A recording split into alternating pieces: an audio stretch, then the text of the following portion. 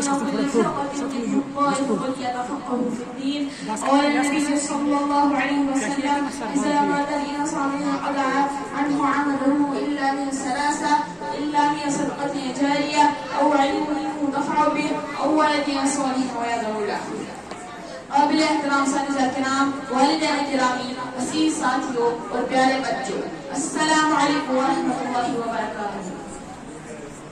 آج کی میری گفتگو ایک ایسے اہم موضوع پر ہے جس پر امت مسلمہ کے بقا، تحفظ اور نجات کا انحصار ہے، وہ ہے حالت حاضرہ میں مکاتب کی ضرورت۔ ابھی میں نے آپ کے سامنے قرآن پاک کی کچھ آیت تلاوت کی جن میں اللہ تعالیٰ فرماتا ہے يَرْفَعِ اللَّهُ الَّذِينَ آمَنُوا مِنكُمْ وَالَّذِينَ أُوتُوا الْعِلْمَ دَرَجَاتٍ۔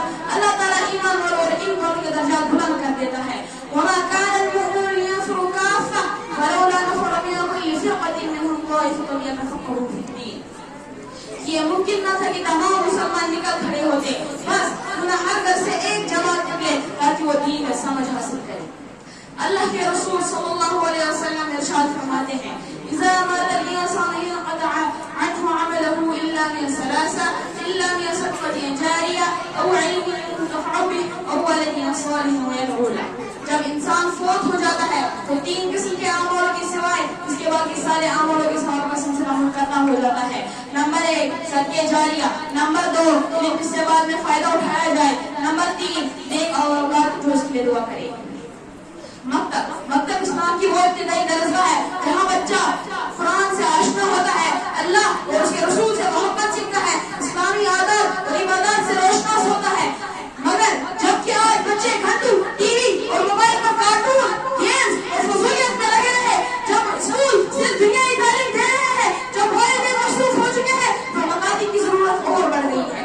اب میں آپ کے سامنے ایک واقعہ پیش کرنا چاہتا ہوں حضرت شیخ الہند مولانا محمود حسن دیوبندی رحمہ اللہ کا۔ جب آپ مالٹا کی جیل سے واپس لوٹے تو آپ سے کسی نے پوچھا شیخ ہندوستان کی آزادی کے بارے میں کیا منصوبہ رکھتے ہیں؟ تو آپ نے فرمایا کہ ہندوستان کی آزادی کا راستہ مکاتب سے ہوگا چلا ہے۔ جب تک ہمارے بچے قرآن نہیں پڑھیں گے، اپنے نبی، اپنی زبان اور اپنی تاریخ کو نہیں جانیں گے، ہم نہ آزاد ہوں گے نہ باعزت۔ اس لیے آپ نے پہلا کام کیا کہ ملک بھر میں مکاتب کا جال بچھا دیا۔